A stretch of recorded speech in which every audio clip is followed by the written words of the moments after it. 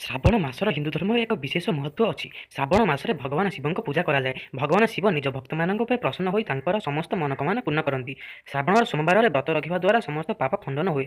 ମାନ୍ୟତା ଅଛି କି ଶ୍ରାବଣରେ ବ୍ରତ ରଖିବା ଦ୍ୱାରା ମନ ଚାହୁଁଥିବା ଜୀବନସାଥୀ ମିଳିଥାଏ। ଶ୍ରାବଣ ମାସରେ କିଛି ଏମିତି ଜିନିଷ ଅଛି ଯାହା ଘରକୁ ଆଣିବା ଦ୍ୱାରା ବାବା ଭୋଳାନାଥ ବହୁତ ପ୍ରସନ୍ନ ହୋଇଥାନ୍ତି। ଆଜି ମୁଁ ସେହି ଜିନିଷ ବିଷୟରେ କହିବି ଯାହାକୁ ଶ୍ରାବଣ ମାସର ପ୍ରଥମ ଦିନରେ ଘରକୁ ଆଣିବା ଦ୍ୱାରା ଆପଣଙ୍କ ଘରେ ଖୁସି ଜୀବନସାରା ଲାଗି ରହିବ। ଆସନ୍ତୁ ଜାଣିବା କ'ଣ ଘରକୁ ଆଣିବା ଦରକାର। ଏକରେ ଆସୁଛି ତ୍ରିଶୂଳ। ଭଗବାନ ଶିବଙ୍କ ହାତରେ ସର୍ବଦା ତ୍ରିଶୂଳ ରହିଥାଏ। ଶ୍ରାବଣ ମାସରେ ଚାନ୍ଦିର ତ୍ରିଶୂଳ ଘରକୁ ଆଣିବା ଆବଶ୍ୟକ। ଏହା ପୁରା ବର୍ଷ ଆପଣଙ୍କୁ ସମସ୍ତ ପିତୃପିତ ରକ୍ଷା କରିବ। ଦୁଇରେ ଆସିବ ଭସ୍ମ।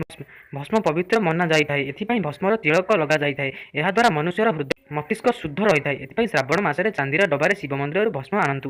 ତିନିରେ ଆସିବ ଡମ୍ବରୁ। ଡମ୍ବରୁ ଭଗବାନ ଶିବଙ୍କର ବହୁତ ପସନ୍ଦ ଅଟେ ଏବଂ ଏହା ତାଙ୍କର ପ୍ରମୁଖ ବାଦ୍ୟଯନ୍ତ୍ର ବି ଅଟେ। ଶ୍ରାବଣର ପ୍ରଥମ ଦିନରେ ଡମ୍ବରୁ ଘରକୁ ଆଣନ୍ତୁ ଏବଂ ଶେଷ ଦିନରେ ଏହାକୁ କୌଣସି ଛୋଟ ପିଲାକୁ ଉପହାର ଦେଇ ଦିଅନ୍ତୁ। ଏହାଦ୍ୱାରା ଘରେ ନକାରାତ୍ମକ ଉର୍ଜା ଶେଷ ହୋଇଯାଏ।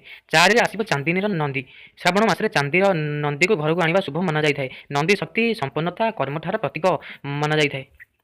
ପାଞ୍ଚରେ ଆସିବ ଜଳପାତ୍ର। ଶ୍ରାବଣର ପ୍ରଥମ ଦିନରେ ଘରକୁ ଗଙ୍ଗାଜଳ ଆଣନ୍ତୁ ଏବଂ ତାହାର ପୂଜା କରନ୍ତୁ। ଯଦି ଆପଣ ଗଙ୍ଗାଜଳ ଆଣିବାରେ ଅସମର୍ଥ ଅଟନ୍ତି ତେବେ ଚାନ୍ଦି, ପିତ୍ତଳ ବା ତମ୍ବା ପାତ୍ରରେ ସ୍ୱଚ୍ଛ ଜଳ ପୂର୍ଣ୍ଣ କରି ଭଗବାନ ଶିବଙ୍କୁ ଅର୍ପଣ କରନ୍ତୁ। ଏହାଦ୍ୱାରା ଆପଣଙ୍କର ଧନ ସମ୍ପତ୍ତିର ସମସ୍ୟା ଶେଷ ହୋଇଯିବ।